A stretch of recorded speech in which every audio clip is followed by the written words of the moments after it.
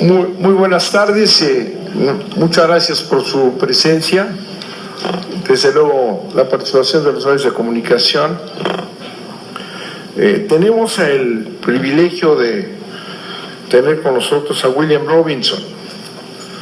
William Robinson es profesor de la Universidad de California, ¿no? De la Universidad de California en temas de política y de sociología.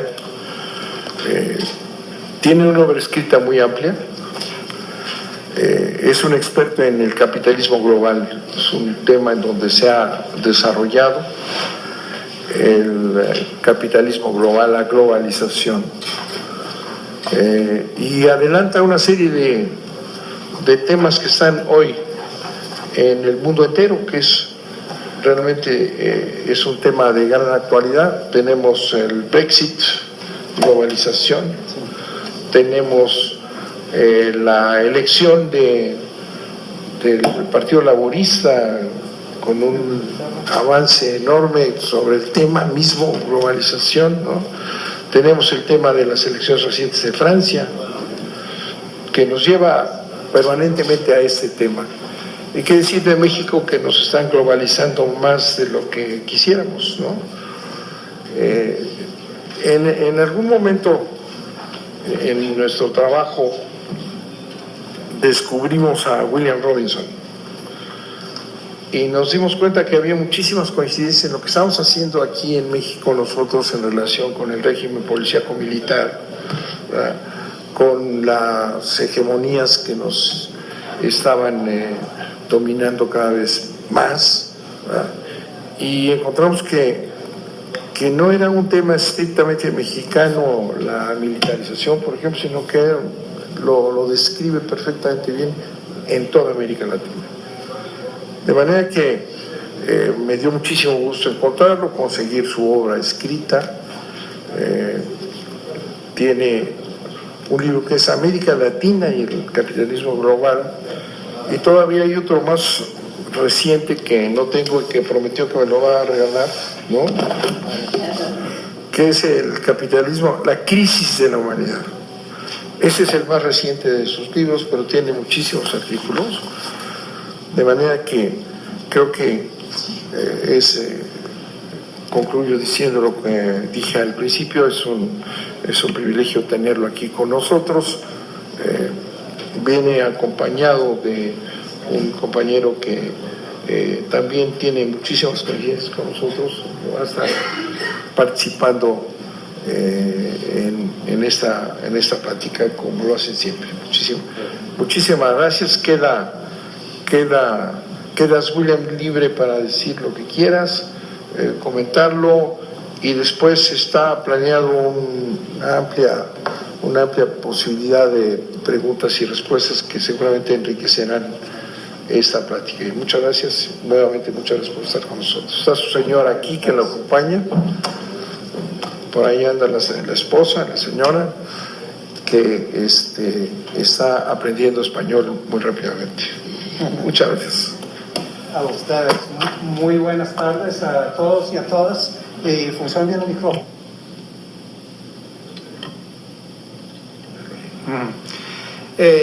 Tengo preparado un pequeño discurso y después tengo entendido que tenemos un intercambio mayor. Para mí es un honor estar aquí en esta sala con ustedes, con el público, con los honorables senadores y senadoras, y más que un privilegio, es un enorme placer. Quiero dar un agradecimiento muy especial a mi anfitrión, el venerable senador y estadista Manuel Bartlett Díaz. El senador Bartlett me ha pedido hablar sobre el tema de los regímenes de seguridad en América Latina, pero más bien quiero primero enfocarme en las fuentes de la inseguridad en el continente americano y en el mundo, para luego referirme a estos regímenes.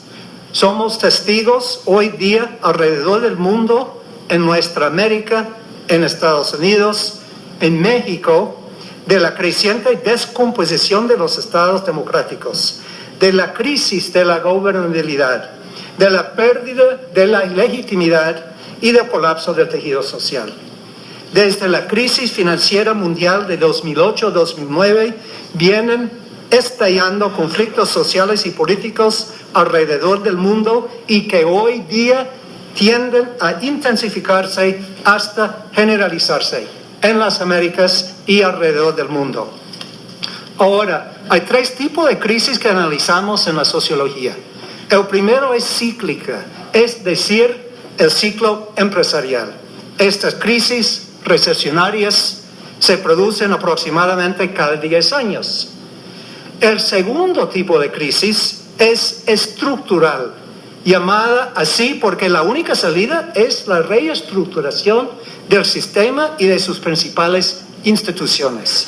Salimos de la gran crisis estructural de los años 1930, es decir, la Gran Depresión, mediante una profunda reestructuración del sistema, desembocando en un nuevo modelo del capitalismo redistributivo. Luego pegó la siguiente crisis estructural de la primera mitad de la década de los años 70 y aquí en México con la deuda externa de los años 80. Esta crisis estructural fue resuelta momentáneamente en las 2 décadas posteriores, justo mediante la globalización, que puso fin al capitalismo redistributivo. Pero más allá de las crisis estructurales, hay un tercer tipo de crisis que se llama sistémica, porque la única salida es la superación del sistema imperante en sí. La crisis de 2008-2009 marcó el inicio de una nueva crisis estructural, pero esta vez amenaza con convertirse en sistémica, en una verdadera crisis de la humanidad, frente al espectro ahora de un holocausto ecológico y de una guerra mundial que desemboca en un enfrentamiento nuclear. Ahora, para comprender la cuestión de la seguridad, debemos analizar la naturaleza de la crisis social, la que a cambio desencadena los conflictos sociales y políticos que generan la inseguridad y ponen en marcha los regímenes de seguridad. La inseguridad social en nuestro hemisferio se va incrementando a pasos agigantados en la medida que avanza la crisis social económica y que se ensanchan las desigualdades dentro de nuestros países, entre nuestros países y en la sociedad global en su conjunto. Si queremos lograr una mayor seguridad social, estabilidad política y desarrollo económico, debemos emprender un análisis estructural de la crisis del sistema del capitalismo global y su impacto en América Latina. Yo llevo 25 años investigando y teorizando sobre la actual etapa de la humanidad, la globalización como una nueva época en la evolución continua del sistema capitalista mundial. Creo que esta perspectiva nos permite llegar a las raíces estructurales de la crisis que hoy día vivimos. ¿Por qué se estallan los conflictos sociales y políticos? ¿Por qué se esfuma la gobernabilidad y la legitimidad? Más allá de las explicaciones coyunturales o de las dimensiones más aparentes, como es la corrupción o el mal gobierno, hemos de enfocarnos en el nivel estructural. En este nivel, la principal causa de los conflictos y de la ingobernabilidad radica en la extrema desigualdad global y en la polarización social mundial. De todas maneras, vale señalar entre paréntesis que la corrupción y el crimen organizado no son causas, sino síntomas de la crisis estructural de la polarización social. La Agencia Británica de Desarrollo, Oxfam, nos informa que en la actualidad el 1% de la humanidad controla el 50% de la riqueza del planeta. Más riqueza que posee el 50% más pobre del planeta. Aún más, entre 2008 y 2015, los 80 billonarios más ricos del planeta, entre ellos varios de México y una cantidad considerable de Estados Unidos, experimentaron un incremento de su riqueza en un 50%. Mientras en este mismo periodo, el 50% de la humanidad más pobre experimentó una disminución de su riqueza en un 50%. Esto quiere decir que se produjo un traslado directo de riqueza de los más pobres de la tierra a los más ricos, a raíz de la crisis de 2008, y que esta aceleró la concentración de la riqueza a nivel mundial. Ahora, más allá de ese 1%, la agencia Oxfam nos informa que el 20% de la humanidad más acomodado acapara el 95% de la riqueza del planeta, mientras el 80% de la humanidad apenas tiene el 5%.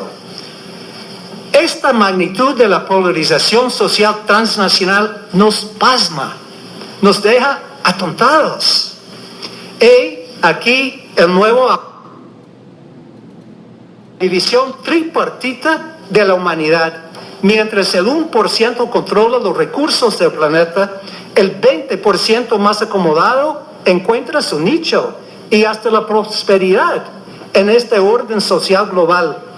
Cada vez más, ese 20% vive en una burbuja, en comunidades verjadas, en circuitos sociales, económicos y culturales alejados de la miseria de la gran mayoría de la humanidad, que se encuentra cada vez más marginada, despojada, en una espiral hacia abajo de destitución y desesperación. Sencillamente, la sociedad global no puede sobrevivir con estos niveles de desigualdad y de polarización social. La investigación sociológica nos indica que en la medida que se ensanchan las desigualdades sociales, en esa misma medida se extienden los conflictos sociales, las crisis políticas, la inseguridad y las conflagraciones militares. La extrema desigualdad genera extrema violencia, requiere extrema represión estatal y privada y resulta en la permanente inestabilidad. Para decirlo en términos más sociológicos, las inmensas desigualdades estructurales de la economía política global no pueden fácilmente ser contenidas por medio de los mecanismos democráticos o consensuales. Sin una ruptura del orden social imperante, estamos caminando hacia el colapso de la civilización mundial y hacia las conflagraciones globales con consecuencias imprevisibles. Entonces, hay que preguntar, ¿cómo podemos revertir esta polarización social? ¿A qué se debe el vertiginoso disparo de la desigualdad y de la polarización social? La etapa anterior del capitalismo mundial se basaba en proyectos redistributivos a nivel del Estado-Nación. Haciendo uso de una gama de políticas, el Estado-Nación pudo dirigir en alguna medida, o al menos regular, el proceso de la acumulación de capitales.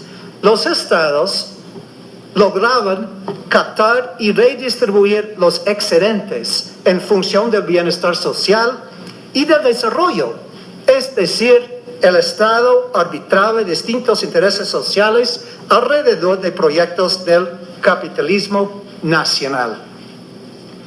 A nivel sociológico, calificamos esos proyectos de regulación y redistribución como el Fordismo keynesianismo, en referencia al pensamiento del empresario automovilístico Henry Ford, quien insistió que los mismos trabajadores tienen que consumir lo que produce la economía, y del economista inglés John Keynes, quien argumentó que el Estado necesitaba intervenir en la economía capitalista para regular el mercado y redistribuir los beneficios del mismo. Los proyectos fordistas keynesianos redistributivos tuvieron muchas variantes alrededor del mundo y muchos apodos en el siglo XX, como es la socialdemocracia, el estado de bienestar social, el estado populista, el estado desarrollista, etc. En cada caso, el Estado jugaba cierto papel rector en el proceso de desarrollo capitalista nacional.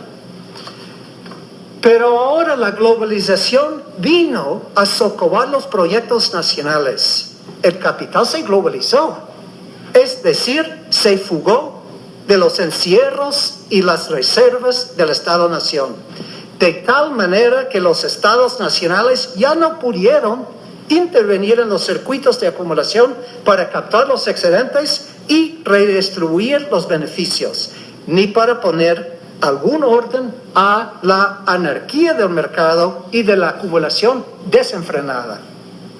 El Estado ya no puede armonizar distintos intereses sociales y pierde la capacidad de contrarrestar la polarización social. El Estado se ve desgarrado por contradicciones que ya no puede manejar. Los movimientos sociales y sindicales presionan a los estados para que el Estado responda a sus necesidades. Pero el Estado nacional se ve atrapado entre las demandas de esas mayorías y el poder estructural de los mercados financieros transnacionales. Es más, el poder estructural del capital transnacionalmente móvil se conjuga con las instancias políticas supranacionales para imponer la agenda de política y las condiciones propicias a la nueva acumulación transnacional de capitales. Además, las élites gobernantes transnacionalmente orientadas avanzan desde el interior de los estados y de los partidos gobernantes los intereses de esos mercados financieros transnacionales por encima de los intereses de ese 80%, cuya radio de acción desde abajo es la esfera nacional y que no logra penetrar al Estado e instrumentalizarlo en función de sus propios intereses. Aquí hay un desfase entre una economía cada vez más globalizada y un sistema de autoridad política basada en el Estado-nación. De hecho, los más ilustrados entre la élite global claman por mecanismos transnacionales de coordinación y regulación, ya que no existen los instrumentos transnacionales suficientemente fuertes para contrarrestar la anarquía del sistema y la desenfrenada polarización social. Este desfase resulta en la pérdida de la gobernabilidad, resultando en la intensificación de la crisis de la legitimidad de los estados y en calderas a presión de conflicto. Ahora bien, ante el colapso de los antiguos proyectos de redistribución y regulación nacional, los gobiernos de América Latina, incluyendo por supuesto a México, han perseguido en las últimas décadas dos nuevos modelos, ambos ya llegando a su agotamiento y en franca bancarrota. El primero es el neoliberalismo. Aprovechando la crisis de la deuda externa de los años 1980, la agenda neoliberal trazada por las instituciones financieras internacionales persiguió levantar cualquier impedimento a la libre movilidad transnacional de capital y a la libertad de la actividad económica privada sin injerencia alguna de las instancias estatales. Ha buscado privatizar y convertir en mercancía a la propiedad pública y a los servicios sociales colectivos. El neoliberalismo hizo más rico a los ricos y más pobre a los pobres, concentrando los recursos y los ingresos, enajenando la propiedad social, agravando la crisis fiscal del Estado y desencadenando oleadas de protesta social contra el despojo, la austeridad, la desigualdad y la privación, y para el colmo, la desregulación del sector financiero desató una desenfrenada especulación financiera transnacional, culminando en el colapso de 2008. Ya para virajes del siglo, el neoliberalismo comenzó a perder su hegemonía en América Latina frente a las resistencias, abriendo paso al viraje del siglo hacia la izquierda en muchos países, entre ellos Brasil, Venezuela, Argentina, Uruguay, Paraguay, Ecuador, Bolivia, Nicaragua y El Salvador. Estos gobiernos implementaron el segundo modelo que ahora está en franca bancarrota, el llamado neoextractivismo. Este modelo planteaba la reintroducción de un componente redistributivo mediante una fuerte expansión de la explotación y la exportación a los mercados globales de las materias primas, entre ellas los hidrocarbonos, los minerales y la agroindustria a gran escala. Este modelo produjo importantes resultados en un principio en cuanto a la disminución de la pobreza y la expansión de los servicios sociales, y de hecho logró alcanzar más estabilidad que los países que se aferraron al proyecto neoliberal. Pero el modelo extractivista tiende a desmoronarse ahora frente a la contracción que se produjo en la demanda para los commodities en los años posteriores a la crisis de 2008-2009 y el desplomo de los precios internacionales. El modelo neoextractivista no superó la dependencia histórica de América Latina de las exportaciones de las materias primas. Frente al fracaso del modelo extractivista, la derecha ha regresado al poder en muchos países, como en Brasil, en Honduras y en Paraguay. Esta derecha resurgente propone ahora retomar el neoliberalismo por medio del autoritarismo y en medio de espantosos niveles de corrupción y de represión.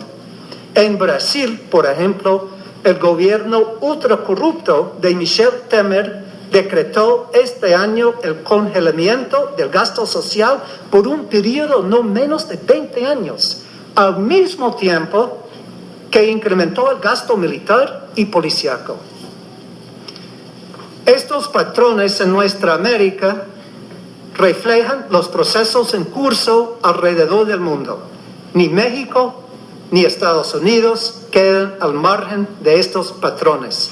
Al contrario, quedan encarnadas en el gobierno norteamericano de Donald Trump. Frente a la crisis global, ha habido una polarización entre el populismo de la izquierda y la de la derecha.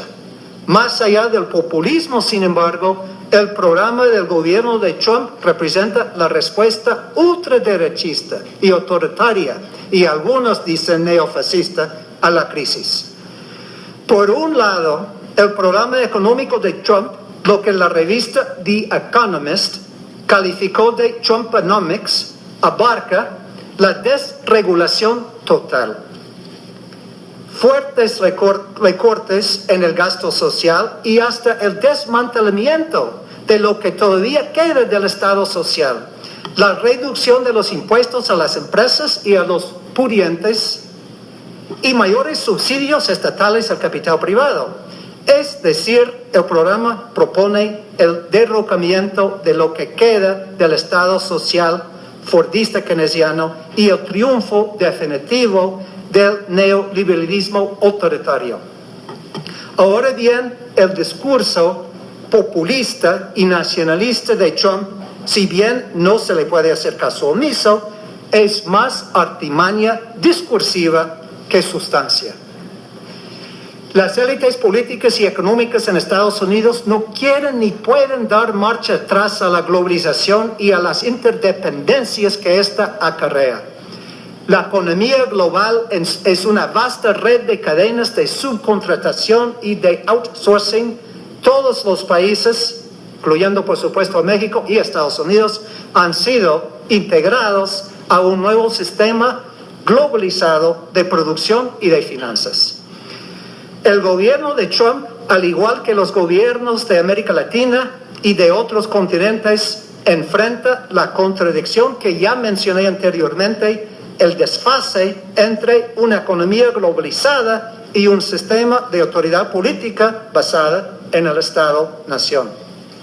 La legitimidad se deriva en la esfera nacional, en las elecciones, en el bienestar social, incluyendo el empleo y las mejorías en el nivel de vida. Sin embargo, la economía depende de hacer el país atractivo para la inversión transnacional, sobre todo del capital financiero, y cada vez más especulativo. Y esta atractividad depende justamente de la presión hacia abajo sobre los salarios y sobre el gasto social. La persecución de los inmigrantes en Estados Unidos tiene que ver en parte de crear chivos expiatorios de la crisis. Los sectores populares en Estados Unidos enfrentan una cada vez mayor inseguridad social económica y una desestabilización de sus condiciones de vida.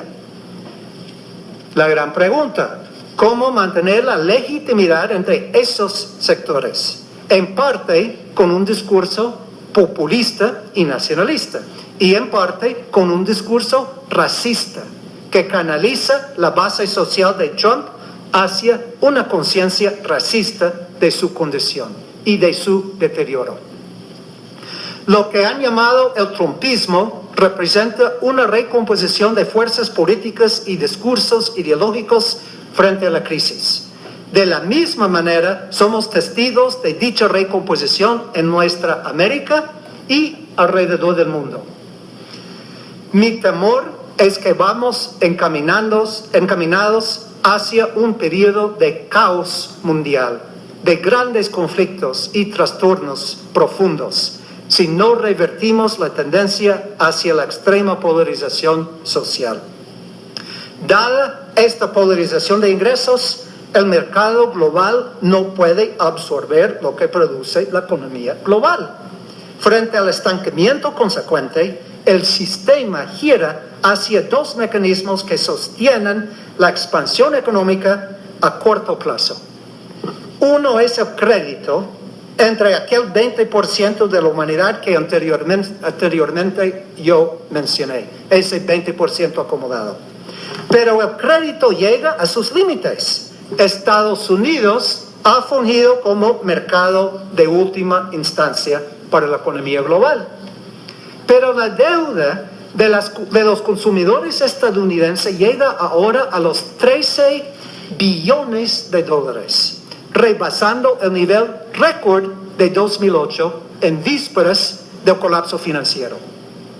El segundo mecanismo es la especulación financiera y el ensanchamiento de la brecha entre el capital productivo y el capital ficticio. En 2015, escuchen bien, el Producto Bruto Mundial alcanzó los 75 billones de dólares. En ese mismo año, el mercado global de derivados, o sea, de especulación financiera, ascendió a un increíble 1.2 trillones de dólares.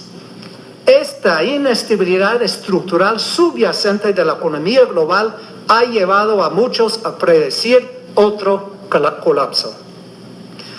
Más allá del crédito y la especulación, hay un tercer mecanismo ahora que sostiene cada vez más a la economía global frente al estancamiento. Este mecanismo es la militarización. En primera instancia, podemos señalar tensiones geopolíticas que explican esta militarización. Pero hay un factor más profundo que nos conduce a una economía global de guerra y nos pone en peligro de una mayor conflagración internacional. Las políticas guerreristas abren una salida para el excedente de capitales. La promoción de la guerra, los conflictos y los sistemas represivos se convierten en procesos de acumulación que echan leña a las brasas humeantes de la economía global en estancamiento. Entre 1998 y 2011, el presupuesto del Pentágono se incrementó en un 50% en términos reales. Entre 2001 y 2011, las ganancias de las empresas militares norteamericanas se cuadruplicaron. Entre 2006 y 2015, el gasto militar total a nivel mundial creció en un 50%, de 1.4 billones de dólares a 2.02 billones de dólares.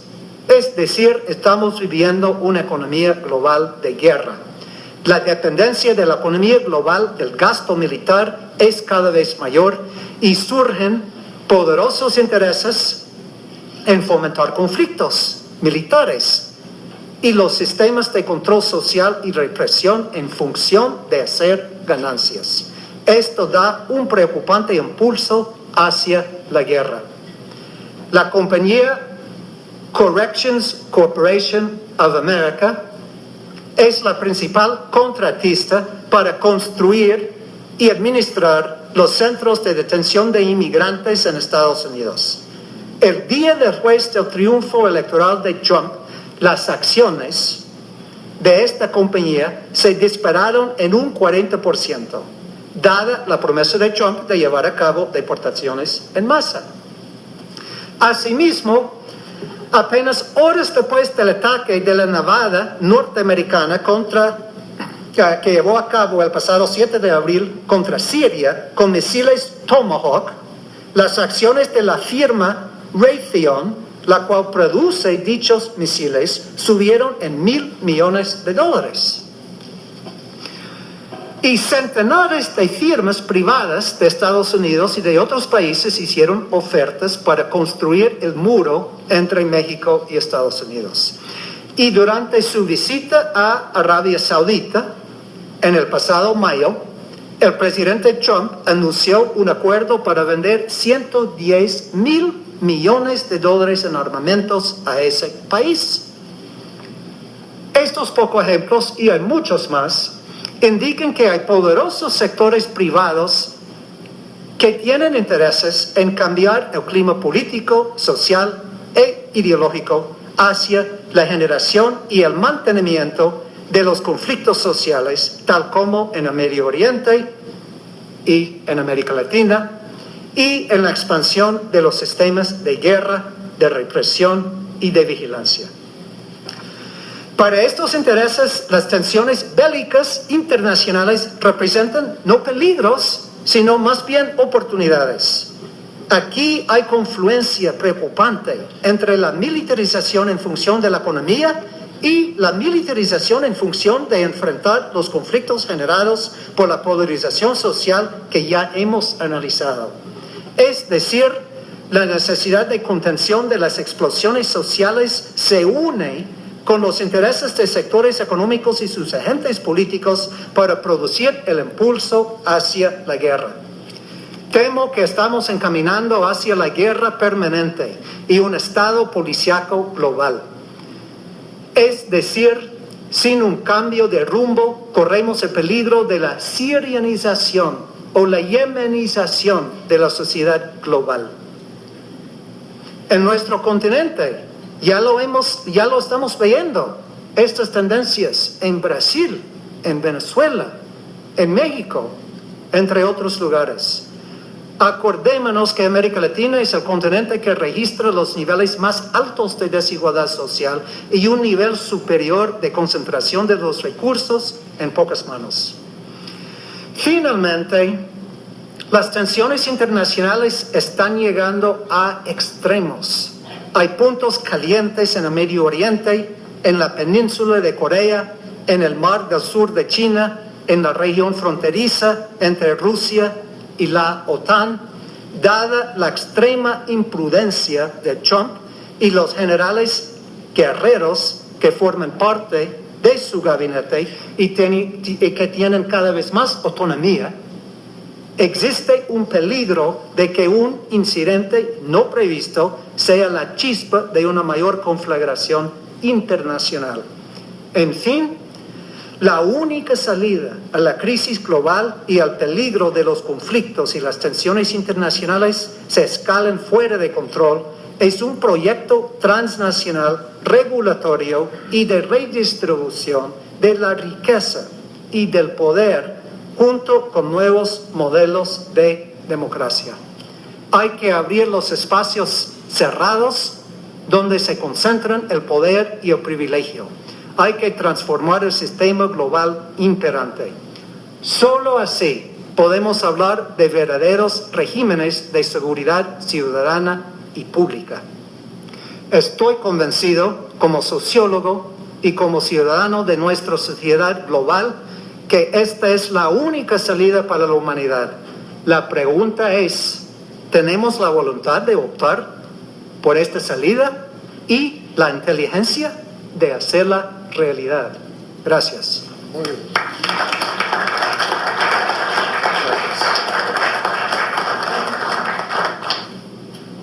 Espléndido discurso que celebramos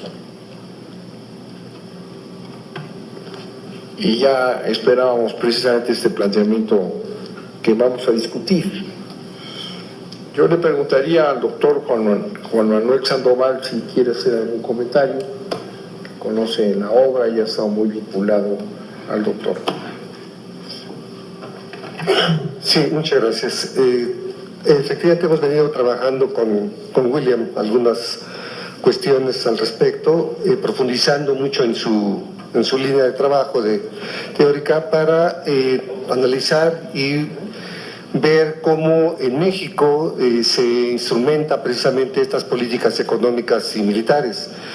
En primer lugar, quisiéramos mencionar cómo la frontera México-Estados Unidos desde los años 80 se ha vuelto un espacio global para la expansión del capital transnacional, y este concepto del espacio global lo ha desarrollado William y nosotros lo hemos retomado para mostrar cómo ahí en esta región se ha impulsado desde los años 80 principalmente todo un desarrollo de grandes complejos industriales en los estados de Estados Unidos, y con su contraparte en México de industrias automotrices, minerales,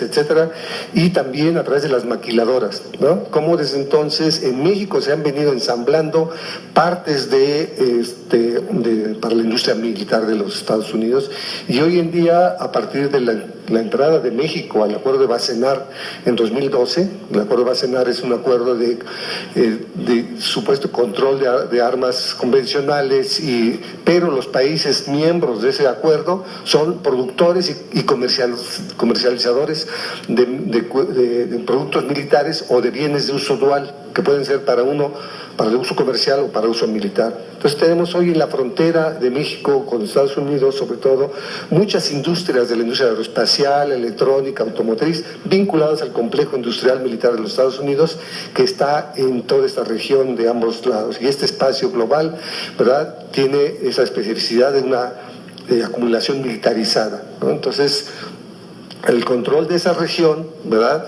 se hace bajo el supuesto de tener la migración documentada, el narcotráfico y el terrorismo. Entonces, que sepamos, pues ni la migración indocumentada se ha detenido, ni el narcotráfico menos, y que sepamos, pues nunca cruzar un terrorista por esa frontera.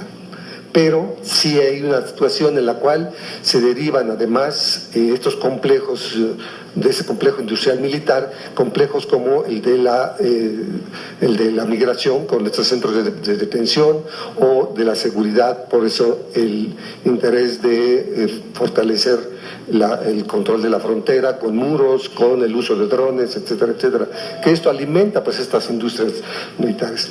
Pero al mismo tiempo hemos venido viendo cómo en función de la integración de América del Norte desde el Tratado de Libre Comercio de América del Norte, que fue concebido por Estados Unidos, por la Casa Blanca, como una cuestión de seguridad nacional más que un tratado comercial, lo vamos a ir viendo cómo se va desarrollando y luego en 2005 con la firma de ASPAN, ¿no?, de la Alianza para la Seguridad y Prosperidad de América del Norte, que también se le llamó el Telecam Plus, ¿verdad? Pues es incorporar más a México en esta lógica de la seguridad, ¿no?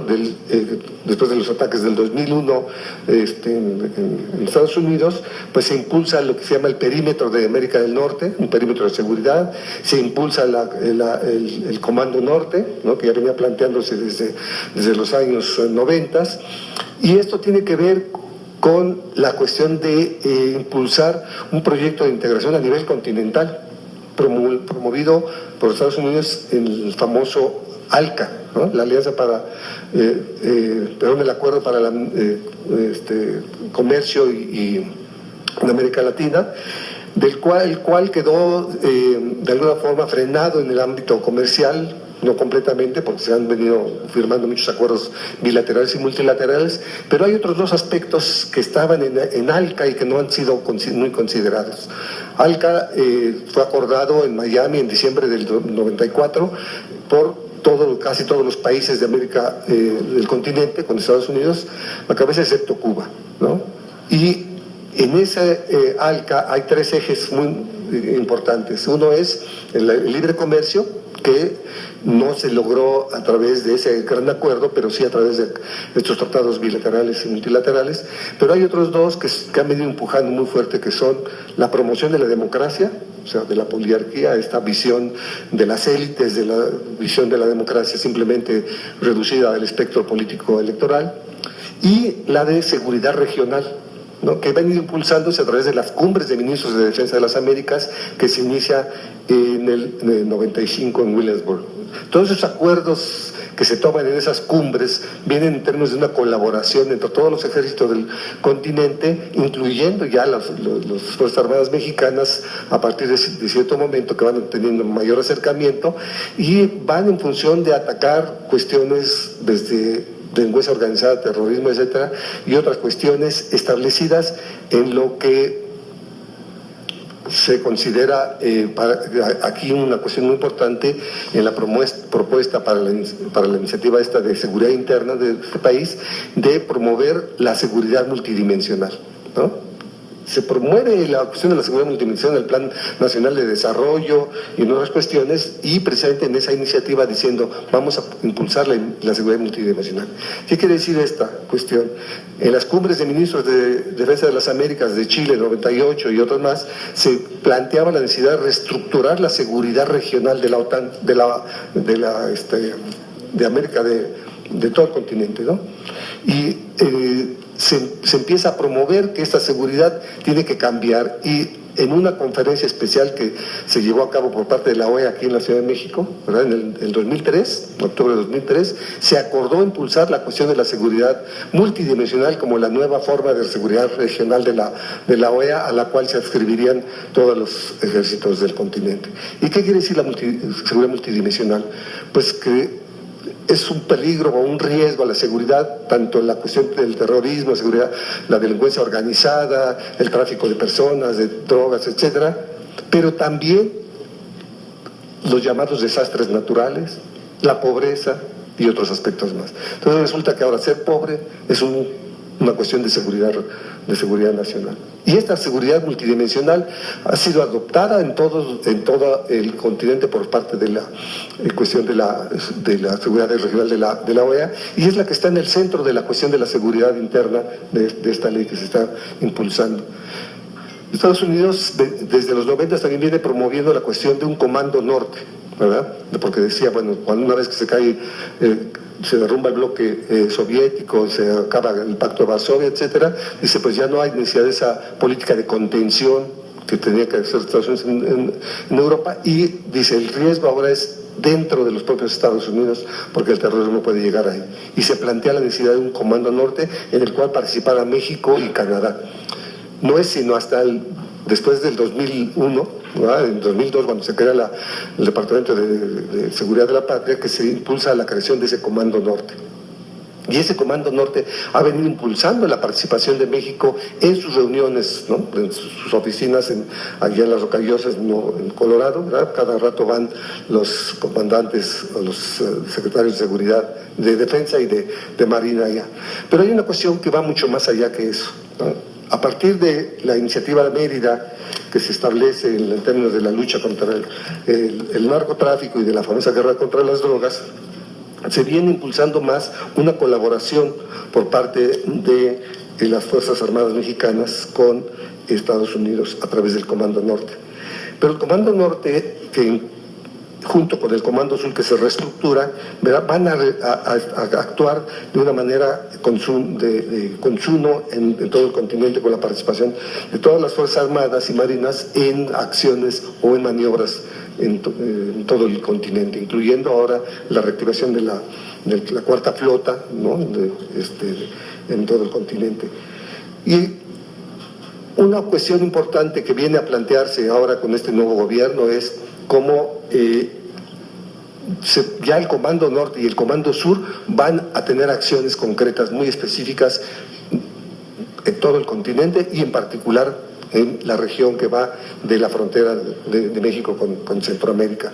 Acuérdense que John Kelly, que ahora es el secretario de Seguridad Interna, planteó frente al Senado, antes de ser aprobada su nominación, planteó varios aspectos que eran importantes de cuál era la política que iba a seguir. Y él decía, la seguridad de la frontera, esa es la cuestión más importante que voy a hacer, de atacar la cuestión de la migración documental, el narcotráfico, el terrorismo en la frontera, en la violencia contra la migración también. Dice, pero la frontera, pero este problema no queda en la frontera, dice, queda 1.500 millas al sur de esta frontera. Es decir, no solamente en Centroamérica, sino en América del Sur. Dice, y esta cuestión es que es la violencia la que promueve las migraciones, y entonces hay que atacar la violencia, el narcotráfico, etc. Entonces es esta acción conjunta con otras Fuerzas Armadas para llevar a cabo esta serie de planes, como el Plan Sur, el Plan Maya Chortí en el triángulo de estas fronteras, del Triángulo Norte en Centroamérica, etc. Pero hay algo mucho más fuerte que eso. Es la incorporación, por la vía de los hechos, de las Fuerzas Armadas Mexicanas al llamado Ejército Norte. ¿Qué es este Ejército Norte? El Ejército Norte es el operativo del Comando Norte en función de un ejército ya compuesto por Estados Unidos, Canadá y México a través de un proyecto de colaboración. Voy a permitirme leer esta cuestión, es muy breve, del Ejército Norte. El Ejército Norte de Estados Unidos, o Quinto Ejército, un breve resumen de lo que es el Quinto Ejército y ahora es el Ejército Norte. Durante la Segunda Guerra Mundial, el Cuarto Ejército de Estados Unidos, junto con el Quinto Ejército, fueron los que participaron en las batallas más fuertes en Europa, en el frente europeo, ¿no? En Montecassino y en todos lados, y después fueron actuando en diferentes partes. Se desmovilizó y después se les volvió a insertar cuando la guerra de Corea, etcétera, etcétera. Y después el Ejército Norte es el que se ha venido a plantear dentro de los Estados Unidos de hacerse cargo de la defensa del Estados Unidos continental, es decir, del territorio propio de Estados Unidos. O sea, es un ejército que ha sido probado en todas las guerras, ¿verdad? Y que es el que va a ser el cuerpo central de la defensa de los Estados Unidos dentro de los Estados Unidos. Entonces el ejército, el Quinto Ejército y el Cuarto Ejército se fundan en el Quinto Ejército y después se le va a nombrar el Ejército Norte, que va a ser el operativo, el que va a llevar a cabo las operaciones del Comando Norte. Entonces, el Ejército Norte de Estados Unidos, o Quinto Ejército, también se le llama así, es el ejército de operaciones del Comando Norte de Estados Unidos, y es la jefatura del ejército responsable de coordinar las actividades de cooperación en el teatro de operaciones. ¿Cuál es el teatro de operaciones? Pues todo el área del perímetro de América del Norte, que es lo que planteó el área de influencia del Comando Norte, que es Canadá, Estados Unidos, México, Centroamérica y parte del Caribe. Entonces ese es el teatro de operaciones donde va a actuar este Ejército Norte.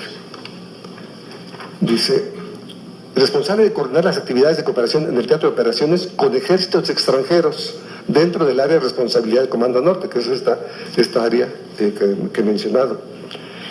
El ARNORD, o Ejército Norte, como le llaman ellos, ARNORD, se enfoca en lograr metas de corto y largo plazo con socios en México, Canadá y las Bahamas, y trabaja estrechamente con sus socios para promover una defensa cooperativa en América del Norte, es decir, que actúe en cualquier parte de esta región. ¿Qué ha hecho el Ejército Norte? Dice, la relación militar del Ejército Norte con Canadá, México y las Bahamas está bien establecida, ya está bien establecida, fíjense. Algunos de los eventos existentes de las actividades de cooperación en el teatro de operaciones, es decir, de toda la región, incluyen el entrenamiento militar combinado, utilizando fuerzas alineadas regionalmente, ejercicios en el nivel operativo, intercambios de personal militar, grupos de trabajo estratégico y sesiones de planeación para fortalecer la cooperación. ¿Qué quiere decir la cooperación? La cooperación va en el sentido de la lucha contra el narcotráfico como cobertura para esta acción. Toda esta cuestión del Comando Norte, del Ejército Norte, va también articulada con la capacitación de las policías, de las diferentes policías, incluyendo los agentes de migración, del Instituto Nacional de Migración, por parte de la patrulla fronteriza. Pero se ha estado capacitando a una gran cantidad de policías, incluyendo la Policía Federal y otras de México, pero también a los militares.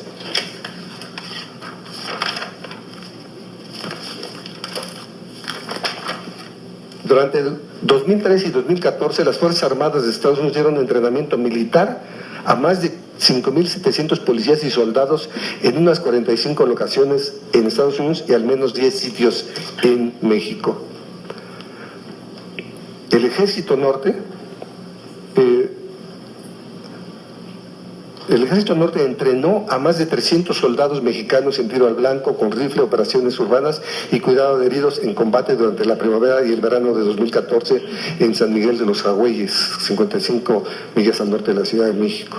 Y el Ejército Norte reporta que está creando una estrategia de largo plazo para las actividades militares de Estados Unidos y México, a la cual denomina cooperación en operaciones de seguridad. Y esta cooperación en operaciones de seguridad es precisamente esa estrategia del combate a las drogas, es decir, la cuestión de la delincuencia organizada. Por eso la cuestión de la política de seguridad interna es utilizar precisamente al ejército, ya no solamente en términos de acciones policíacas, sino en términos de estas acciones conjuntas con las Fuerzas Armadas de Estados Unidos y Canadá. Y esto va mucho en función precisamente de esta parte que Robin Williams menciona, de la parte coercitiva de integración, en términos de integración, en función precisamente de la obtención de estos recursos a través de tratados de libre comercio y de otros aspectos. Entonces tenemos esta parte consensual donde a partir de las reformas estructurales se entregan todos los recursos, ¿verdad? A través de todos estos mecanismos. Ahora en la renegociación del Tratado de Libre Comercio van a entrar, por supuesto, en lo que viene simplemente a formalizar lo que ya era el ASPAN, ¿no? La creación de un mercado norteamericano de energéticos, pero con un accionar en términos de cooperación estratégica militar del Ejército Norte, en la cual, por la vía de los hechos, ya tanto las Fuerzas Armadas, el Ejército y la Marina ya participan. Pasamos ahora a preguntas y respuestas. William tenía mucho interés en poder establecer una conversación con ustedes, de manera que estamos a sus órdenes. Se presentan, por favor. Adelante. Buenas tardes, mi nombre es Gonzalo Ballesteros, del Instituto de Política Internacional, un pequeño think tank aquí en México, y tengo 3 preguntas para usted. La primera sería, en esta lógica de Boaventura de Sousa Santos, de que los eventos locales se globalizan y a su vez lo globalizado se localiza, ¿usted considera que las resistencias locales a nivel global pudieran retransformar este mundo? Y acompañada de esa es saber si usted considera hoy a la política exterior como un instrumento para la transformación global. hay dos posturas quizá en México, que la política exterior lo utilizan para atraer inversiones, o la otra que ya no tiene tanta funcionalidad. Entonces, es acompañado saber si podemos transmitir las resistencias por medio de una política exterior y que eso ayudara a transformar el globo. Y la tercera es saber si usted considera que hoy en la mente de los políticos la anarquía se sigue considerando como un punto nodal para la construcción de la securitización global, que en relaciones internacionales nos llama mucho la atención que hoy pareciera ser que no se dice explícitamente, pero se considera el mundo anárquico y que eso les da o les presta para poder seguir haciendo acciones políticas en materia de seguridad. No sé si queda clara la última. La última no. Sí, la cuestión es de que si en el discurso de los políticos actualmente ellos consideran esta parte de la anarquía que tanto se analiza en relaciones internacionales, y si es esta la que utilizan para seguir justificando acciones internacionales. Eso es todo. Muchas gracias. ¿Quieres contestar una por una?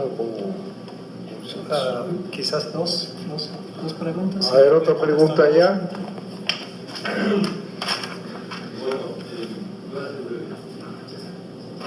Yo, primero, un pequeño chascarrillo. Pienso que quizás, mejor que hablar de trumpismo, deberíamos hablar de trumpetismo, porque Donald Trump está tocando las trompetas del apocalipsis, como bien ha demostrado usted. Pero creo que también sería interesante que usted nos hablara de una relación muy misteriosa que ha surgido, que es su relación con Vladimir Putin, que a ese pues obviamente no le pondré seudónimo, aunque quizás le gustaría mejor el de Machín. Pero en el siguiente comentario sería en torno al hecho de que cuando se habla de la era de la globalización, bueno, de hecho creo que en la teoría de la acumulación capitalista está claro que la globalización es un prerequisito del capitalismo. Si no hubiera existido un mercado mundial, la industrialización no se hubiera dado en Inglaterra. Entonces, en ese sentido, sí sería que precisara más en torno a qué diferencias hay en torno a la globalización que el capitalismo siempre ha vivido respecto a esta nueva era que se designa como de globalización. Una primera ya sería pregunta, sería en torno al hecho de que, bueno, hablar de crisis del capitalismo pues sí es algo importante, pero ya hay muchos autores y pensadores, y de hecho gente, pensamos, que lo que estamos viviendo hoy no es solamente una crisis de un sistema económico-social, sino una crisis de civilización. Y que por lo tanto las contradicciones dominantes no son las únicas, es decir, la contradicción explotados-explotadores, entre capital-trabajo, sino que, por ejemplo, ha surgido, sobre todo en el 68, contradicciones como entre hombres y mujeres, el feminismo, es una gran revalorización de los valores, el ecologismo, la relación sociedad-naturaleza, ¿no? La relación entre el trabajo intelectual y el manual está siendo cuestionada, y la relación campo-ciudad también tiene que ser analizada. Es decir, a la hora de analizar una crisis de civilización, creo que es necesario analizar muchos más elementos. Y por último, usted hace una referencia que me parece muy interesante a la teoría del superimperialismo de Kautsky. Del superimperialismo de Kautsky, de Karl Kautsky. Y de alguna manera la desecha, planteando que Kautsky plantea el final de las contradicciones entre el capitalismo en este superimperialismo, en esta supuesta fase final que analiza Kautsky. Pero mi comentario pregunta al respecto, ¿no sería si a lo mejor Kautsky no se estaba refiriendo a una época mucho más lejana? Porque claro, algunos quisiéramos que el capitalismo terminara mañana, aunque quizás no sepamos bien cómo, pero quizás el capitalismo va a durar mucho, y a lo mejor Kautsky estaba pensando más a largo plazo que lo que hoy en día estamos viviendo. Es decir, quizás las contradicciones que hay hoy en día entre, por ejemplo, las transnacionales de un país con otro, o el hecho de que el capitalismo todavía sea contradictorio, a lo mejor en el largo plazo esa sociedad que no quisiera yo llegar, nos encontramos con que el superimperialismo sí es posible. Pregunto.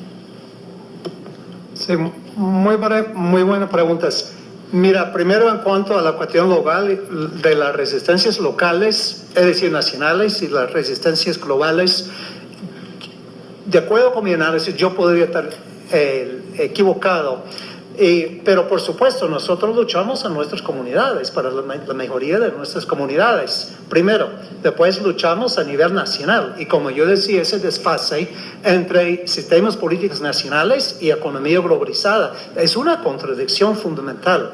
Entonces, lógicamente, las personas luchan en sus comunidades y luchan en sus estados-naciones y votan cuando hay democracia, votan en sus estados nacionales y tratan de transformar, hasta cuando hacen revoluciones, tratan de hacerlo dentro de su propio país. Pero yo estoy convencido de que la estrategia para transformar nuestro mundo tan en crisis, y en absoluto no es solo una crisis económica de ninguna manera, por eso dije crisis de la humanidad multidimensional, y traté de analizar lo que es la dimensión subyacente, estructural subyacente de esa crisis.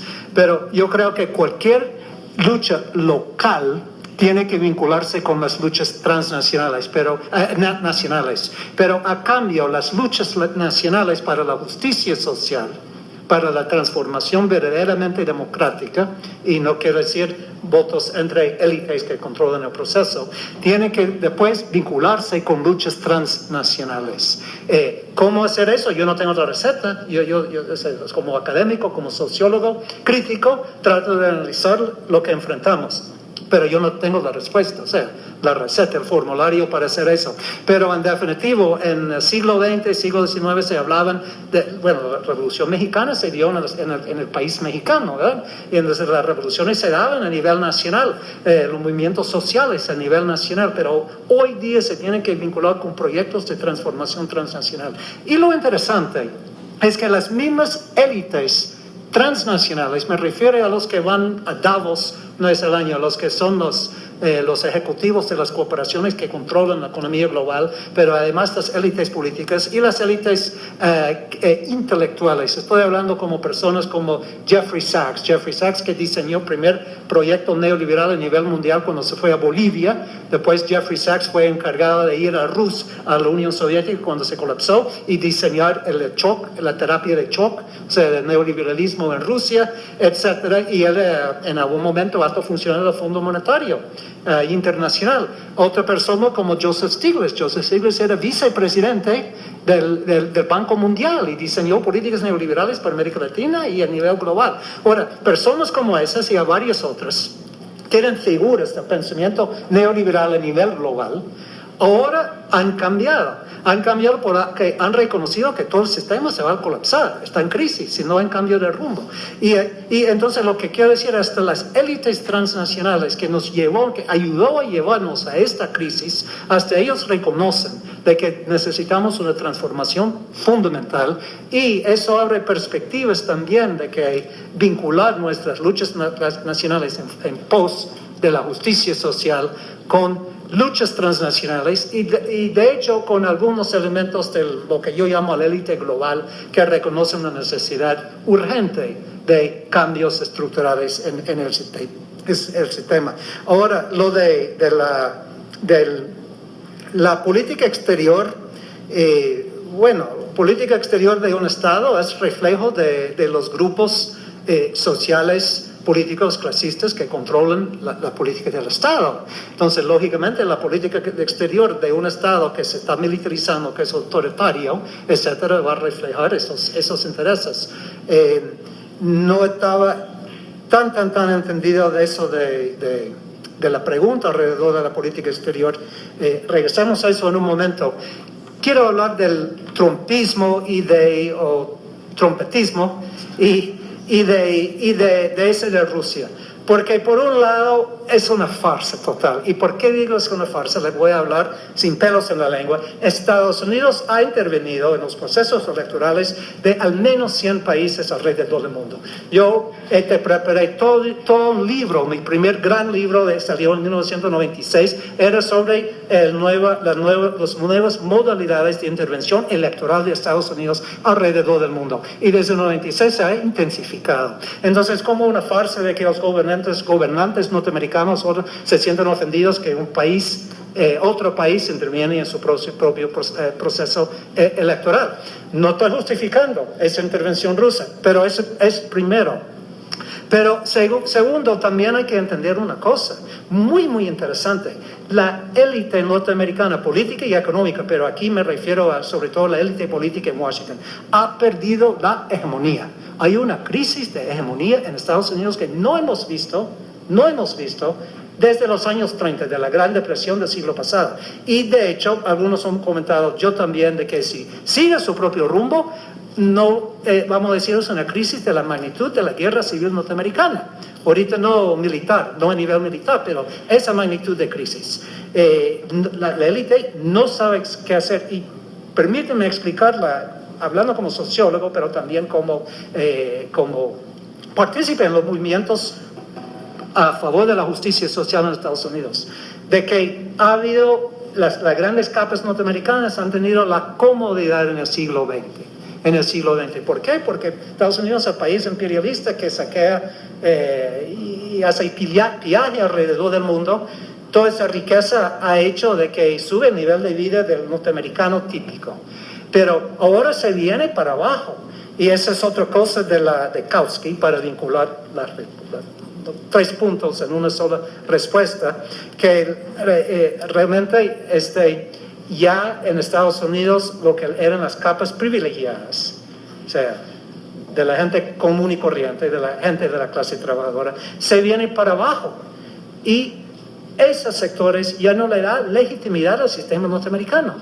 La élite está en crisis en Estados Unidos, tanto el Partido Republicano como el Partido Demócrata está en crisis, ha perdido la hegemonía y por eso entonces vemos 2 cosas en Estados Unidos, un tremendo repunte de resistencias desde abajo, de proyectos alternativos, de luchas sociales muy fragmentadas por donde quiera, apenas se está levantando, eso es lo que podemos llamar resistencia popular desde abajo, pero al mismo tiempo está en ascenso unas resistencias neofascistas. Ustedes lo ven, bueno, parte de la guerra contra los inmigrantes en Estados Unidos es parte de eso, pero hay milicias derechistas que se están armando, hay grupos neonazi, hay grupos de Ku Klux Klan, supongo que ya saben lo que es el Ku Klux Klan de Estados Unidos, hay fuerzas ultraderechistas que se están armando, que son fascistas, que tienen proyectos fascistas y están en ascenso. Entonces, un momento de polarización social y política muy, muy fuerte en Estados Unidos.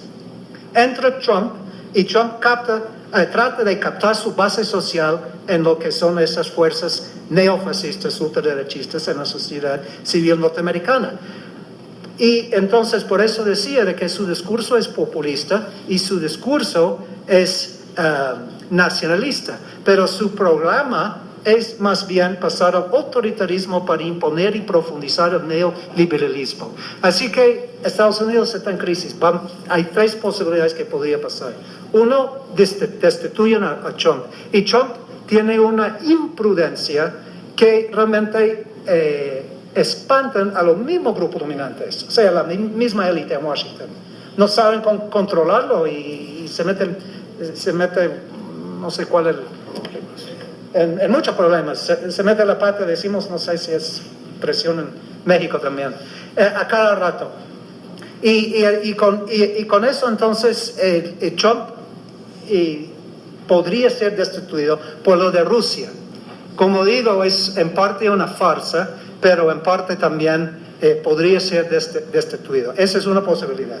Que aguante unos meses más, 6 meses más. No sabemos el desenlace de esta crisis actualmente. Segundo, es que tiene que renunciar todos los que están alrededor de Trump. Todo lo que es su personal de la Casa Blanca. Pero Trump logra sobrevivir 4 años, pero luego el Partido Republicano lo rodea con espadones del Partido Republicano que lo controla. tercera opción en cuanto a trumpismo, es que él se vuelca cada vez más hacia un proyecto autoritarista y hasta, no se puede descartar, neofascista. Y eso dependerá también de lo que está pasando con lo que yo llamo la resistencia en Estados Unidos. Hay sectores que se están despertando que nunca han participado en la política y se están movilizando alrededor de Estados Unidos. Así que estamos en un momento, un interregnum, es la palabra, interregnum. Y entonces pues esa es la situación de Trump y de Putin. Por último, y pasamos a otras preguntas. Lo único, en mi opinión, y estoy hablando a título personal como ciudadano norteamericano, lo único de Trump con Rusia era una distensión, porque Rusia ya no es un país comunista. No hay una contradicción fundamental entre Estados Unidos y Rusia en cuanto a una economía global capitalista. No existe esa contradicción. Y Trump y su cúpula tiene mucha inversión en Rusia, quieren distensión con Rusia, pero en realidad beneficia a toda la humanidad tener una distensión entre Estados Unidos y Rusia. La pregunta es por qué no se da esa distensión y por qué la propuesta de distensión ha molestado tanto a sectores del Pentágono, de la inteligencia, de los republicanos. Es porque Estados Unidos, para llevar a cabo su política exterior global, que por medio de la militarización y el poder estructural económico sigue con el rumbo actual, necesita un enemigo externo. Eso siempre ha sido el caso con Estados Unidos. Y el enemigo externo ya no puede ser ISIS. ISIS es demasiado temporal. ISIS ya se va a derrotar de todas maneras. Y Afganistán no sirve para los propósitos. Entonces Rusia ha sido ese enemigo externo ahora que permite el rumbo de todo lo que es la política norteamericana, la militarización norteamericana, etcétera, toda la política exterior. Entonces estamos en un momento de crisis, pero un momento donde mucho se puede pasar. Hay mucho más que decir, pero ahí dejo. Senadora. Para hacerles algunos comentarios. En primer lugar, lo felicitamos. No he leído un libro suyo, pero sí he leído varios artículos en los que, como dice el licenciado Bartlett, uno se siente totalmente identificado, de acuerdo, y cuando oigo su conferencia, pues uno podría firmarla como si fuera de las palabras de uno, claro que nunca con esa lucidez y esa claridad que hoy puntualizan. También muchas gracias, doctor Sandoval. Creo que aquí agrega cosas que son importantes. Yo nomás hago aquí algún comentario. Aquí decía, la violencia va de la mano más que de la pobreza, de la mala distribución, yo creo, de la riqueza. Creo que es fundamental y esta es la tesis de Andrés Manuel López Obrador. Nosotros somos de PT Morena, de izquierda, y estamos convencidos. Sin embargo, bueno, siempre se quiere combatir más balas, más soldados, ejército. Es la única solución. Claro que de la otra mano va también, que aquí creo que se agrava, va de la mano de un gobierno corrupto que... Yo digo, aquí no hay delincuencia organizada, hay delincuencia autorizada. Entonces se ha vuelto muy complicado combatir la delincuencia y la violencia en nuestro país. Y sí creo que vamos caminando a lo que usted dice cuando Juan hablaba de este Comando Norte, donde México va a participar en el Comando Norte. No, yo creo que ya llegó a eso. Ellos van a entrar y ya lo están anunciando, vamos a ayudarlos para que combatan el narcotráfico, ¿no? Entonces aquí los vamos a tener. Ese es el peligro que se avisora, así lo ven tan grave. Ya han entrado muy sutilmente con Iniciativa Mérida y Subterráneo, pero esto podría ser incluso más abierto, ya que México no controla aquí la delincuencia y esta sube de tono. ¿Qué pasa con cómo ven ustedes el que ahora se pretenda una ley de militarización en el país? Ojalá nos pudieran dar algún punto de vista sobre esto que nos preocupa enormemente. La seguridad ha tratado de concentrarse en México. Antes había una Secretaría de Seguridad, se deshizo, forma parte, es una subsecretaría de la Secretaría de Gobernación, y yo no sé, por ejemplo, este control de la criminalidad en Estados Unidos que se lleva por agencias especializadas, FBI, DEA, la Border Patrol, US Marshal, todo esto, ¿cree que esto podría caber un modelo más dividido aquí en México? Que claro que queremos nosotros empezar porque las policías que tenemos pues las capaciten. Se ha ido perdiendo y desvaneciendo la policía y dándole toda la fuerza al ejército. Entonces, también deteriorando la institución que tenía más credibilidad, pues ya la tenemos prácticamente a la intemperie, bajo todas estas tentaciones del narcotráfico, y donde tampoco ellos estaban preparados cuando se declaró, Calderón declaró la guerra al narco. Entonces me gustaría tener alguna opinión como un poco más enfocada a México, a ver qué podríamos hacer, y si hay algún país que ya dé destellos de voluntad política de querer cambiar. Es tan complicado, ¿no? Pero al menos esta estructura capitalista financiera que pues ya vemos que está en quiebre, y así lo vimos desde siempre, pero no se entendió, nada más que ahora pues ya estamos en la puerta casi del apocalipsis o del caos, como usted dijo. Gracias. Sí, a ti más ahí.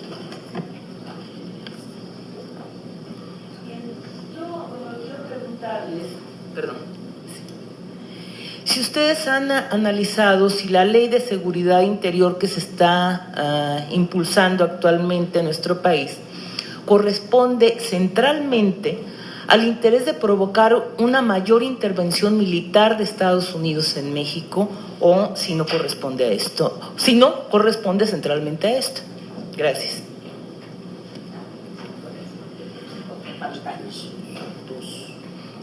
Sí.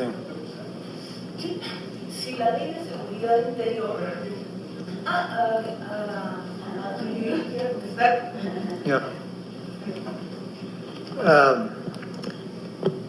Y antes de responder a esos dos, se me olvidó el último punto aquí, que es muy importante. Estaba diciendo de que, y va vinculado de todas maneras, Jeffrey Sachs que mencioné, Stiglitz que mencioné, pero también, por ejemplo, Lawrence Summers. Si no reconocen el nombre de Lawrence Summers, también era vicepresidente del Banco Mundial, y también era el principal, el presidente del Consejo Económico de Clinton y luego de Obama. Y entonces, aún esos tres, mencioné esos tres porque estaba diciendo local, nacional y transnacional, ¿verdad? Comentario aquí. Los tres dicen que necesitamos un proyecto de neo-keynesianismo global, de redistribución global. Por eso decía que es tan interesante. Pues eso es lo que pues la izquierda y los sectores populares han dicho desde hace mucho tiempo: redistribuir la riqueza y el poder hacia abajo a nivel nacional y ahora a nivel transnacional. Y estas élites dicen lo mismo. Ellos lo dicen porque quieren salvar el capitalismo global de sí mismo, de sus propios conflictos y contradicciones. Pero aún así vemos que un sector de la élite está diciendo neo-keynesianismo, redistribución, pero transnacional, global. Y están buscando lo que yo llamo Estado transnacional. Está vinculado con Kautsky también esa cuestión. Estado transnacional, queriendo decir que ningún Estado, aún el norteamericano, no puede controlar anarquía del sistema global. No lo puede. Intenta y no lo puede. Entonces se requieren instrumentos transnacionales de gobernación, o lo que yo llamo Estado transnacional, y hasta lo están buscando. La élite de Davos, la élite de Sachs, de Lawrence Summers, de Stiglitz, están buscando crear instancias que realmente tienen poder a nivel transnacional. Pero esas son las contradicciones del sistema. Ahora, es el senador Bartlett me dijo, tomamos un café poco antes de iniciar esta sesión, y me dijo de esa ley de seguridad interna, ley de militarización, y realmente me sacó por el techo, como dicen los cubanos, ese dicho, porque es súper espantoso de legalizar y oficializar de que el ejército se fusiona con la policía y que tienen funciones internas. Eso es lo que pasó en el Cono Sur en los años 70, pero ni siquiera se oficializó ahí, se dio, pero no oficialmente. En casi ningún país del mundo oficialmente el ejército está apoderado legalmente. Entonces es muy espantoso, pero yo creo que es simplemente el rostro mexicano de lo que estamos viendo a nivel global. Y en Estados Unidos, todavía no es oficial así, o sea, no hay una ley, pero en Estados Unidos estamos viendo la fusión de la policía, o sea, la militarización de la policía. Los militares entrenan a la fuerza de la policía y le entregan a la policía tanques, lanzagranadas, cohetes, cosas que no tienen que tener las fuerzas policíacas, y comienzan a militarizar a las escuelas y a militarizar a las comunidades, y hasta han escrito libros ahora que se llama La militarización de las sociedades a nivel global.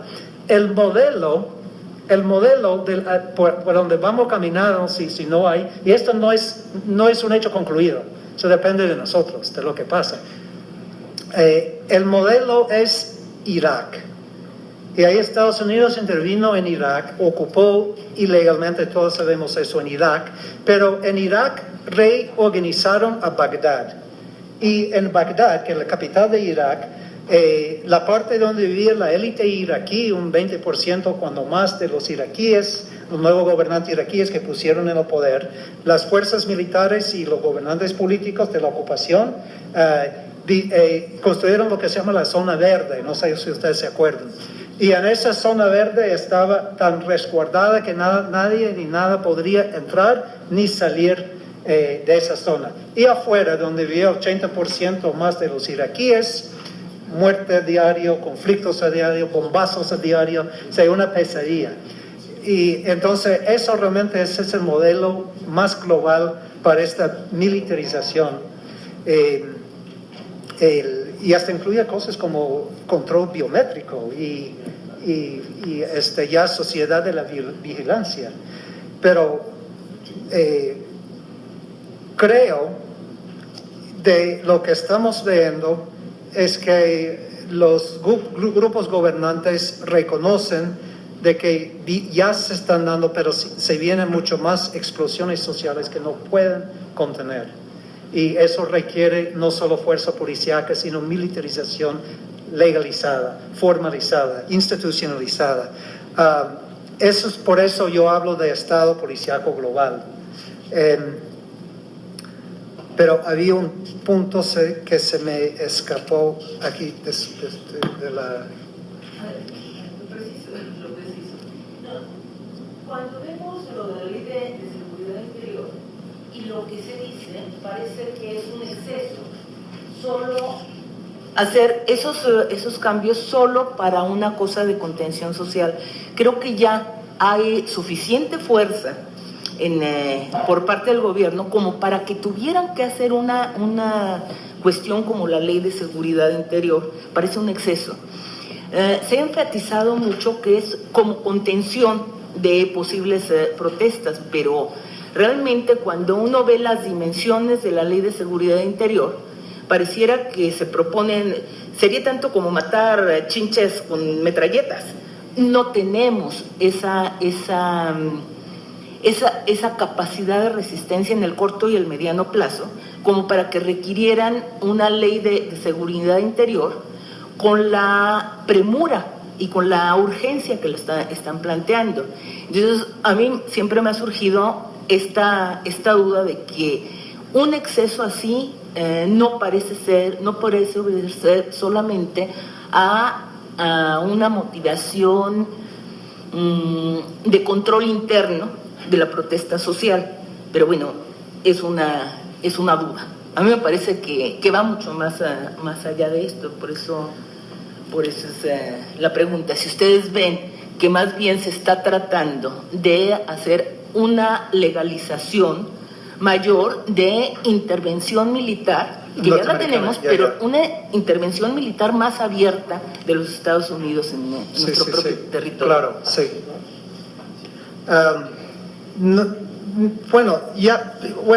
Ok, ya se está dando, de todas maneras. Sí. Ya se está dando.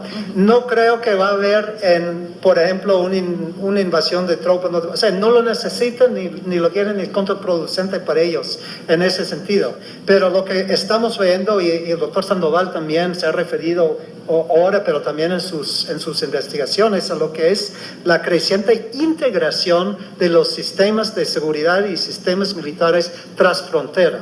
El modelo norteamericano es único, es solo uno, por eso se ve alrededor del mundo y surge el Estado policíaco global. Pero creo que la militarización con cada vez mayor participación de Estados Unidos es más bien como el socio mayor con el socio menor, o hermano más grande con hermano menor. Cuando digo hermano menor no me refiero a los mexicanos y las mexicanas, me refiero al régimen, ¿no? y al ejército. Pues sí, pues el empleado. Pero primero es preventivo.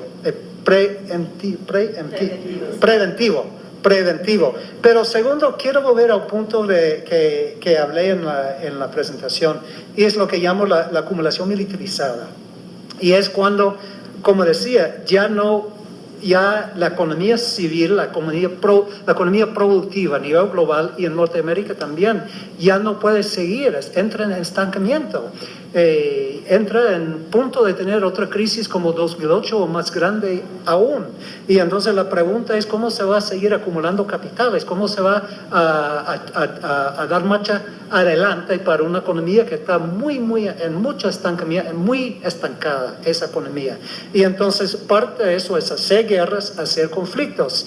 Y desde luego les preocupa mucho a ustedes y nosotros también. Yo soy también partícipe en lo que es el movimiento pro derechos de los inmigrantes en Estados Unidos. Esta es una de nuestras luchas y a ustedes les preocupa mucho, y hay que preguntar, no es solo racismo, pero hay otro, y no es tres cosas está pasando. Primero, racismo que mencioné, chivo expiatorio de los inmigrantes. Segundo, siempre los inmigrantes han sido la parte súper explotada de la mano de obra, ¿verdad? Una fuerza laboral en peonaje. Pero el mecanismo de peonaje anteriormente ha sido la no documentación. Desde que terminó el programa Bracero en 1964 hasta ahora ha sido la no documentación de los mexicanos y ahora también los centroamericanos. No documentación, pero eso no sirve a los gobernantes norteamericanos y la empresa privada norteamericana, porque siendo no documentados en las comunidades norteamericanas, por ejemplo en Los Ángeles, donde vivo yo, tienen capacidad de acción política y movilización social, y están en sus comunidades los y las inmigrantes. Y entonces en 2006 ustedes se acordarán de que aprobaron una ley extremadamente racista y represiva, se llamaba la ley Sensenbrenner.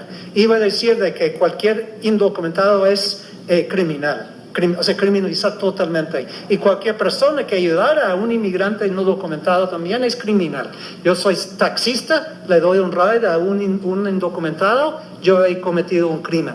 Entonces había una sublevación de los inmigrantes. 1 millón de personas llenaron la plaza central de Los Ángeles el 1 de mayo de 2006. Yo estuve ahí con 1 millón de personas. Y entonces ellos se dieron cuenta de que el plan de tener una fuerza laboral en peonaje por el sistema de indocumentación ya no sirve. Necesita aplicar mayor control sobre los inmigrantes. Y ahora parte de esa guerra contra los inmigrantes y mudo y todo el discurso tiene que ver con un recambio hacia un sistema bracero ya a mayor escala en todo el país. Y en California ha incrementado del año pasado a este año en un 500% el número de trabajadores agrícolas visados. Entonces, eso es parte de lo que ha pasado con las deportaciones masivas. Pero donde voy, aparte de preventiva, militarización preventiva, es también acumulación. Y quiero dar un ejemplo que es muy, muy revelador. En 2009-10 pasó una ley en Arizona. Ustedes quizás se acordarán, era ley 1070, ¿verdad? 1070 era el número de la ley. Y también iba a criminalizar, tremenda ley represiva. Y estudiamos por qué pasaron esa ley. Porque hay una organización que se llama ALEC, en inglés, ALEC reúne a los grandes empresarios de las corporaciones más grandes con los gobernantes de los estados de Estados Unidos, o sea, las legislaturas, los diputados a las legislaturas a nivel estatal, y se reúnen cada 2 o 3 meses para hablar de las leyes que quieren que pasen las legislaturas estatales. Y poco antes de esa ley anti-inmigrante se reunió ALEC en el estado de Colorado. Y la Corrections Corporation of America, que mencioné, que es la contratista principal para los centros de detenciones de los inmigrantes, escribió el borrador de la ley, lo pasó a los gobernantes a nivel de los estados y dijo, pasen esta ley por favor. A cambio lo pasan porque le financian sus campañas electorales. Pues un sistema político totalmente corrupto. Entonces pasaron esa ley.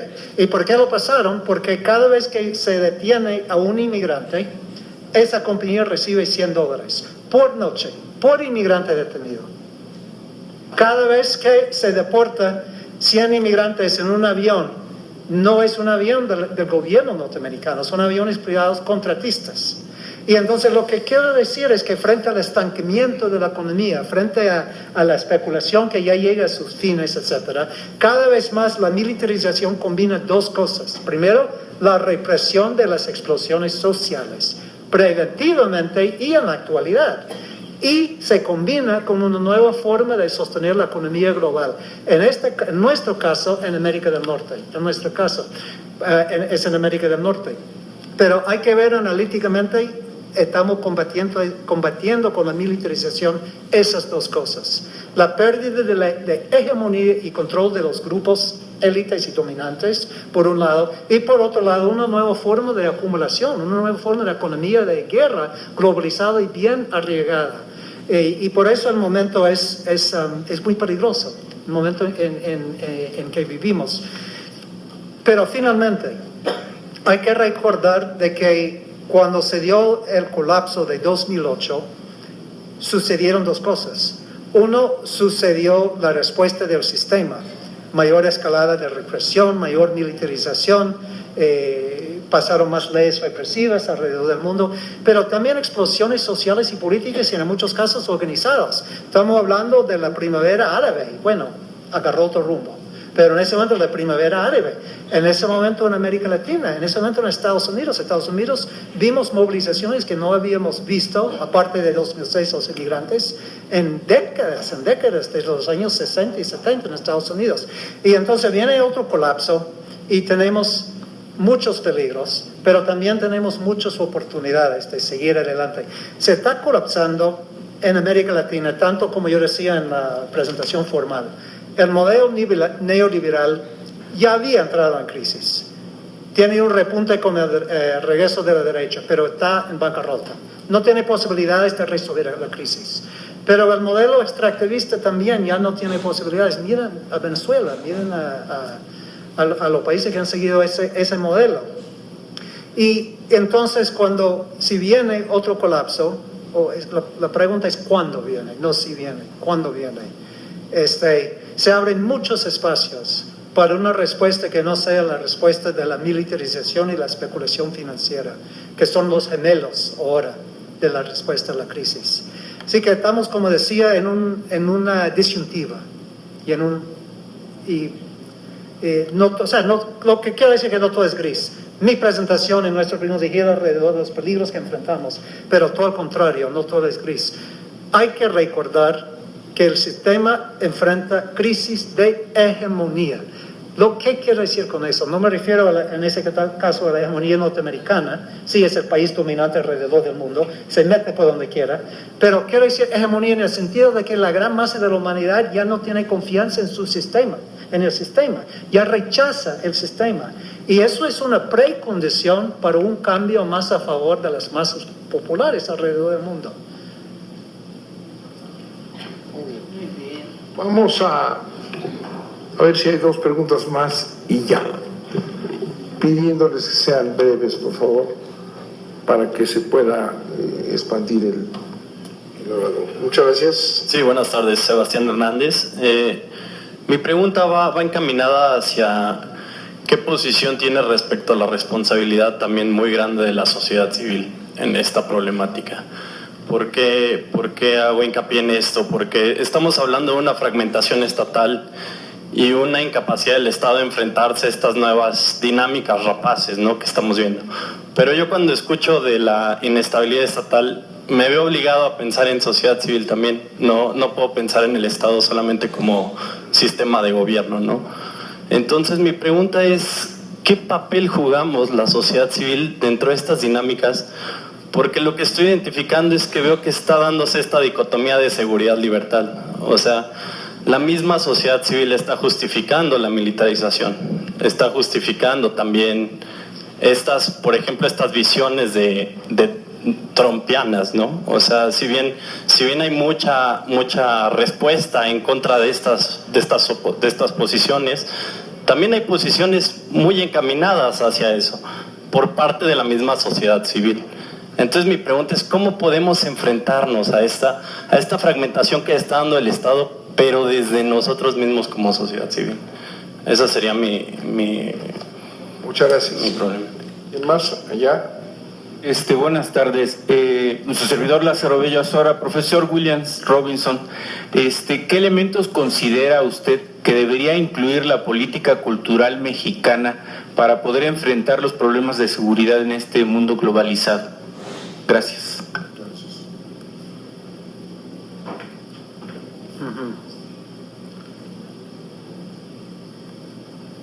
Sí, bueno, en cuanto a la sociedad civil, yo creo que hay dos cosas pasando ahí que hay que pensar. Primero, la sociedad civil, lo que se ha bajado desde, la academia tradicional, es la idea de que el Estado está aquí y está en contra del pueblo, y la sociedad está aquí y es el pueblo. Así, y eso es falso, es una ciencia social muy pobre, muy confusa. En realidad, dentro de la misma sociedad civil están todas las fuerzas sociales y clasistas en su acción. Entonces están los grandes empresarios transnacionales en la sociedad civil, están las fundaciones que financian a grupos de sociedad civil. En la sociedad civil están los sindicatos, tantos si puedo con su permiso decir charros, ustedes dicen, y también sindicatos que representan los verdaderos intereses de los trabajadores. Están organizaciones verdaderamente democráticas y buscando justicia social en la sociedad civil, la sociedad civil en sí es un campo de batalla, por un lado, y el Estado es un campo de batalla. El senador es el Estado mexicano que me invitó a hablar aquí, y entonces ambas escenas, el Estado y la sociedad civil, son campos de batalla con fuerzas contradictorias en conflicto ahí. Pero la fórmula de la estabilidad de un sistema hegemónico es tener controlado el Estado, y el Estado no está controlado. En México está en disputa. Y en Estados Unidos está todavía controlado, pero hay muchos desafíos. Y alrededor del mundo, los estados pierden su cohesión, su capacidad de mantenerse fuerte a nivel interno. Y la fórmula de hegemonía es el Estado, control fuerte sobre el Estado, más la hegemonía cultural de ideas y de consenso en la sociedad civil. Y alrededor del mundo, más que nada, la sociedad civil, los grupos dominantes han perdido su hegemonía. Entonces, las sociedades civiles se ven fragmentadas. Yo, por lo poco, ustedes que son mexicanos, yo vengo de visita, estudio desde Estados Unidos, pero lo que veo es la sociedad civil mexicana está muy fragmentada y está muy en disputa. ¿Cuál sería lo que pasa en la sociedad civil mexicana? Es un momento de mucha fluidez. Y creo que los grupos dominantes, eso lo vemos muy claramente en Estados Unidos y en otra parte del mundo, y creo que lo vemos aquí en México también. Pero los grupos dominantes buscan cooptar cualquier resistencia de la sociedad civil, con recursos, con muchas cosas, pero ha perdido esa capacidad, ha perdido. Desde lejos, y repito que ustedes son expertos de México, pero desde lejos yo veo que lo que pasó con Ayotzinapa era un viraje en cuanto a la capacidad del sistema mexicano de sostener la hegemonía en la sociedad civil mexicana. Eso no quiere decir de que todo va bien en la sociedad civil. en la mexicana como en cualquier otra, ahí está la lucha para cuál sería la posición, la hegemonía dentro de la sociedad civil. También lo que he observado en México y Estados Unidos es peor, pero había hecho la pregunta de México, es que aquí hay resistencias por donde quiera. Es un país que está tan organizada con millones y millones de personas a lo largo y ancho de México, con sus organizaciones en la sociedad civil de todo índole. Pero está súper fragmentada y no tiene vínculo con un proyecto en el Estado. O sea, que se ha logrado tener grande influencia en el Estado. Y entonces la fórmula para un proyecto contrahegemónico, un proyecto que podía resolver la crisis desde abajo en México, y digo lo mismo para Estados Unidos, por supuesto, es eso, tener a una fuerza, ya sea morena, ya sea lo que sea, en el Estado, y un vínculo con un proyecto viable en la sociedad civil. Ahora, en cuanto a la política cultural mexicana, creo más bien de hablar específicamente de política cultural. Me gustaría decir de que otro gran obstáculo, y aquí no estoy hablando solo de México, estoy hablando igual que a Estados Unidos y a muchas partes del mundo, que la cultura del capitalismo global en esteroides que hemos visto bajo el neoliberalismo es la cultura que ha logrado demasiada penetración a las masas y a la sociedad civil. Es una cultura de consumerismo, de extremo individualismo, de divertirse para no prestar atención a la verdadera crisis y las causas de la crisis, de banalidad, es una palabra, banalidad. Y bueno, aquí en Estados Unidos tenemos nuestros canales de televisión, aquí ustedes tienen sus canales de televisión, pero lo que pasa también es en la época digital, la época del capitalismo digital y capitalismo electrónico, etcétera, el sistema tiene capacidad de una penetración cultural mucho más profunda como lo anterior. Y entonces ahí se tiene que dar una batalla alrededor de la cultura, tanto no solo política, no solo económica, sino una batalla cultural muy importante. Veo que la ideología del consumerismo es no el consumerismo, porque las masas empobrecidas no pueden consumir, solo pueden tener la ilusión de poder algún día consumir, y con eso no desafían al sistema, sino tratan de integrarse al sistema. Y entonces así este frente de batalla es la cuestión cultural. Bueno, apenas hemos tocado algunos puntos de lo que deberíamos. Muchas gracias.